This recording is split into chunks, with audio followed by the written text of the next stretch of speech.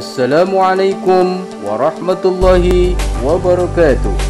Berjumpa kembali di channel kami Burhanuddin Adabas dalam kajian kurikulum prototipe 2022. Sebelum lanjut, mohon klik, komen, subscribe, dan jangan lupa bunyikan loncengnya. Pada video kali ini kita akan membahas tentang 7 hal baru pada kurikulum prototipe yang membedakan dengan kurikulum sebelumnya.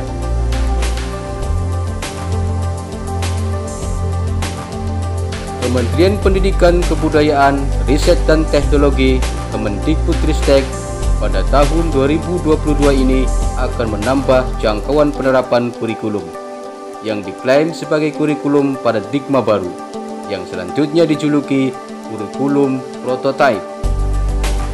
Kurikulum ini sudah diterapkan secara terbatas pada kelas tertentu di sekitar 2.500 satuan pendidikan sekolah penggerak, mulai dari jenjang pendidikan dasar, sekolah menengah pertama, hingga sekolah menengah atas, serta sekolah menengah kejuruan pusat keunggulan. Kurikulum prototipe disebutkan bukanlah kurikulum baru sebagaimana dituduhkan selama ini. Sebaliknya, kurikulum prototipe ini menurut Kemendikbudristek hanyalah merupakan penyempurnaan dari kurikulum 2013 yang sampai saat ini masih tetap berlaku dan dapat digunakan. Kurikulum prototipe pada 2022 hanya akan ditawarkan sebagai alternatif atau pilihan acuan pembelajaran bagi satuan pendidikan yang berminat atau siap. Jadi, bukanlah suatu keharusan atau mandat dikemukakan. Terdapat 7 hal baru pada kurikulum prototipe yang membedakan dengan kurikulum sebelumnya. Pertama, struktur kurikulum.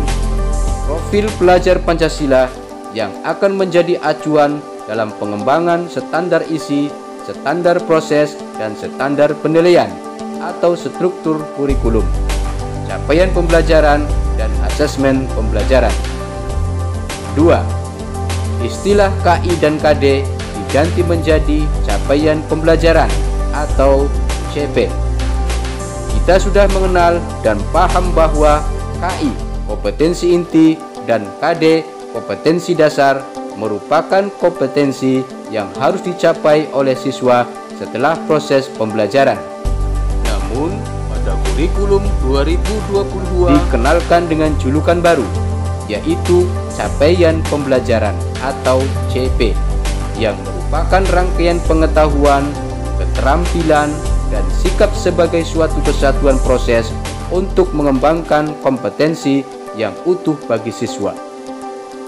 Konsekuensinya, asesmen yang dikembangkan akan mencakup seluruh capaian pembelajaran yang telah ditetapkan sebelumnya.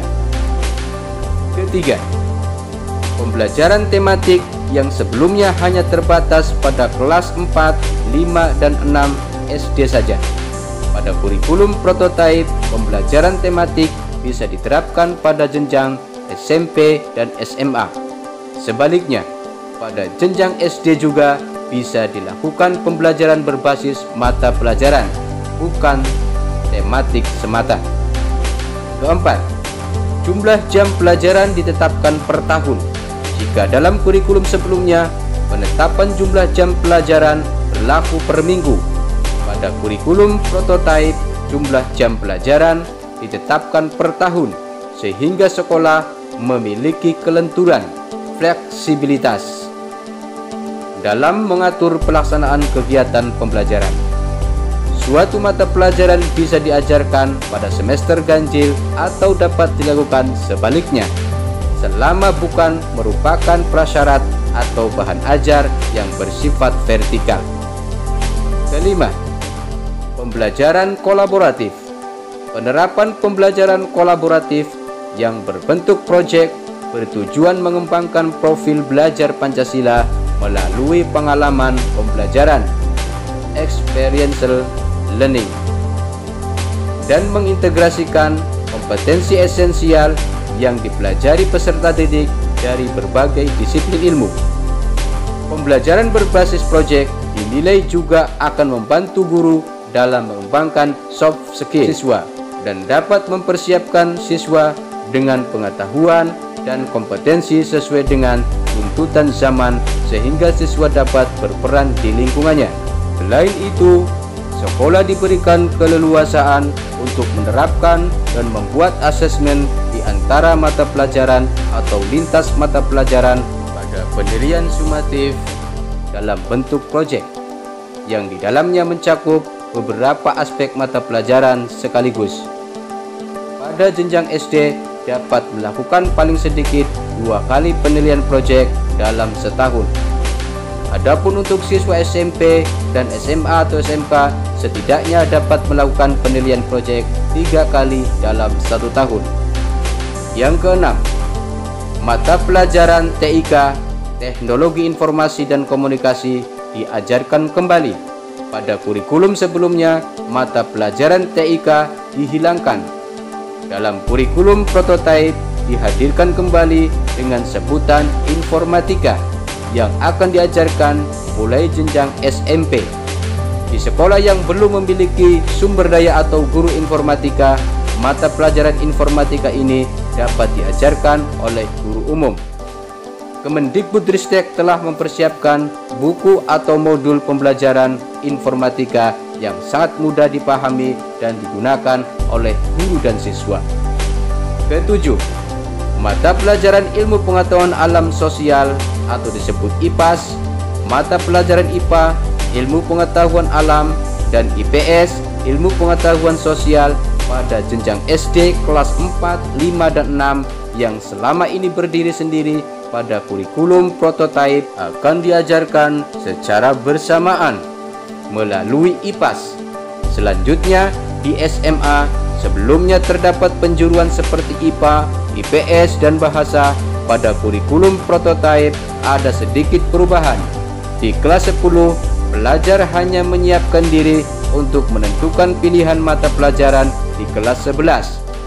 Di kelas 11 dan 12 pelajar mengikuti mata pelajaran dari kelompok mata pelajaran MAPEL wajib dan memilih MAPEL dari kelompok MIPA, IPS, bahasa, dan keterampilan vokasi sesuai minat dan bakat. Disparitas kualitas pada periode 2022-2024.